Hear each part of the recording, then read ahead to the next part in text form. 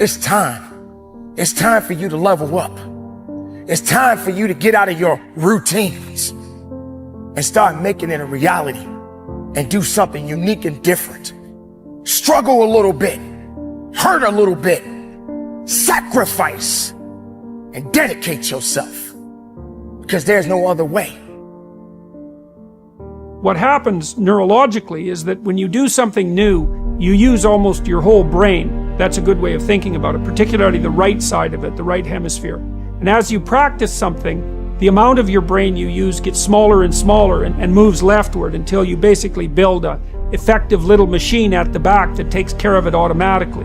Routinizing things decreases the cognitive and physiological load. It's a big deal. And if you routinize good habits, then they become part of your character and part of what people come to expect of you. There is a program. We all run programs. And it doesn't matter if you're at the county fair. It doesn't matter if you're at the family cookout. It doesn't matter if you're at home watching a movie in the basement or on vacation with your wife or your husband. We're all running a program. And you have default settings within your subconscious. And many of us deal with laziness. Many of us deal with anger. Many of us deal with frustration. And these are different programs that we run.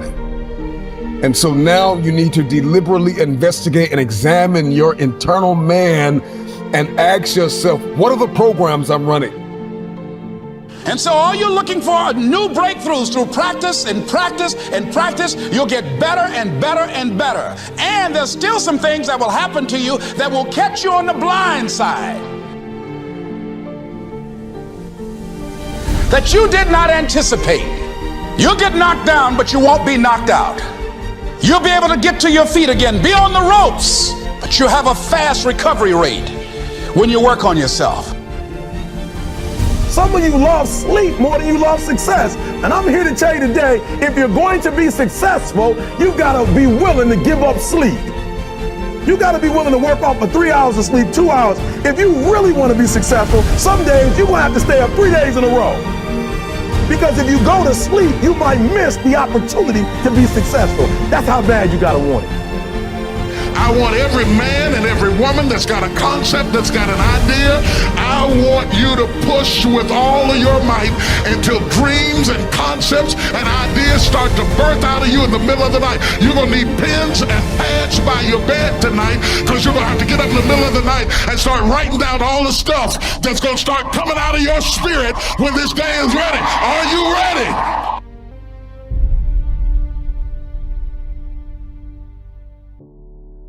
For me, it's, I was a vegan for about 10 years, and then I ate fish and salad basically for about 12 years. Mm-hmm. So dietarily, I've always tried to make sure that what I had was as clean as possible to start with. Mm-hmm. Then I train like a crazy person. I do oxygen restriction training type of thing so that my capacity is strong, but I'm also trying to train so I can literally do 2.5 marathons on a day, and then another day, another day, another day. For me, the most important thing I think has been for me is, believe it or not, has been a combination of hot and cold temperatures that I use. Like I start every single morning in the freezing water, and I do it for 2 reasons. One is it moves every bit of blood in your body and all your lymph in your system, but also kind of train my brain to say, when I say go, we go. It's like, there's never a day I look forward to going in the water. And I have, 56 degree water here, but in my home in Sun Valley, I go literally through the snow and get in the river, which is, like 39, 40 degrees in the wintertime. But you feel so incredible when you come out, but also it's just training your brain saying, I say go, we go. It's not like, oh, I'm not ready yet, or let me wait 5 minutes. And that becomes a discipline in your mind for everything else in your life, which is huge. What you do put out in the world is exactly what's coming back to you. And if you find things coming back to you that you don't like and don't understand, don't ask yourself why these things are coming to you. Ask yourself what you're doing to make them come back to you. And when you start putting the responsibility on yourself, you'll start seeing dramatic changes. Dramatic changes. A new way of being. Instead of ethics, instead of rules, ethics. Another new way of being. Instead of looking all your life for achievements and externals, try living your life on knowledge for the sake of knowledge. Knowledge instead of achievement. For the sake of knowledge. Being in in a context in which you don't have to collect a lot of merit badges. You don't have to collect a lot of awards and other people's value judgments. That you go to school or you go out into the world or you read or whatever it is you do because it makes sense to you, not because of what somebody else is going to put on a transcript or where you're going to appear in a class list.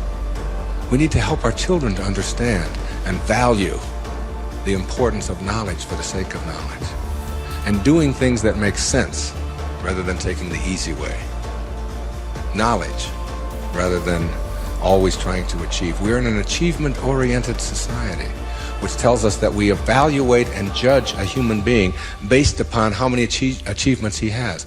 But most of the people who get caught up in that trap and are always in this circle of trying to get ahead, trying to always get ahead, their reward for that almost always is higher blood pressure, ulcers, early deaths, and even things like cancer, we're beginning to find out, are related to the kinds of stresses that we have. And remember, it's a perfect universe. There's no stress in it. There's only people thinking stressful thoughts. And when you put that pressure on yourself to always achieve and get ahead of the other guy, you miss what it's really all about. There's a reason why the visionary founder of Starbucks, Howard Schultz, rises before the sun. There's a reason why Michelle Obama rises very early. There's a reason why Tim Cook, who's leading Apple, gets up before the dawn. First of all, the hours between 4 and 6 are the time of least distraction in this age of dramatic interruption. Number 2, the hours before the sun rises is the period where your brain is most available to your primary creativity. So while you're sleeping, your brain actually washes itself, but also it lets it go of the residue of the previous day while you are resting and while you are recovering. When you wake up, your thinking is fresh, your creativity is most pristine, you are most available to access your gifts and your talents. So those are some of the reasons why I encourage you to get up early. You might say, Robin, well, I'm not an early riser. I can't put mind over mattress. I can't win the battle of the bed. Grandma never got up early. Dad couldn't get up early. I guess I'm not the kind of person who can rise before the sun. And what I would suggest to you is simply this. What science confirms, and in particular the data of University College London, you do any new habit, practice it for 66 days, and you will arrive at the place of automaticity. In other words, it'll be easier to run the new habit than not to.